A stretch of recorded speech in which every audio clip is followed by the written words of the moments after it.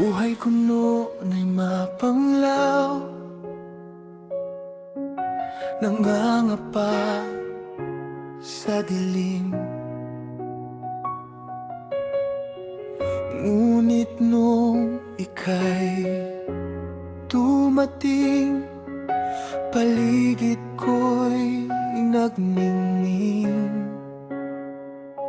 Akala ko nung una'y panaginip lang ang lahat, ngunit nang ako'y iyong kausapin,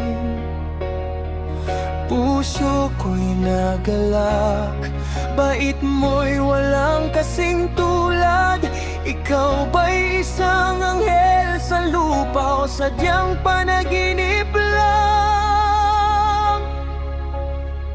Ngunit sa bandang huli, maiiwan ding mag-isa upang pakasalan.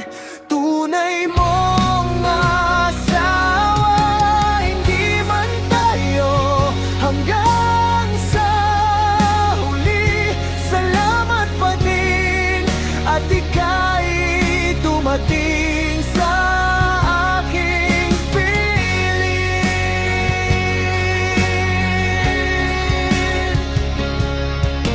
Kinaya kong tanggapin lahat nung sinabi mong ika'y kakasal sa iyong kabiyak.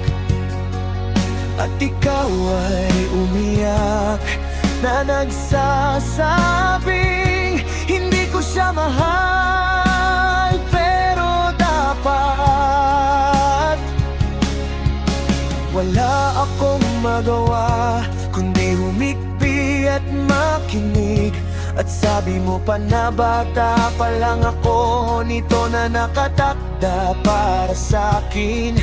Gusto kong sumigaw at umiyak ng malakas, ngunit kinimkimang ang sakit na nararamdaman. Put at galit sa sarili aking nilabanan upang di mapakita na ako'y napanghihinaan na ng loob sa relasyong binuo nating dalawa. Kumapit at umaasa pa na habang hindi ka pa kasal, sana ay tayo pa. Sinusulit na lang yung mga nalalabi at nabibilang na araw na kasama ka. Mas pinili kong palayain ka para sa ikakasaya ng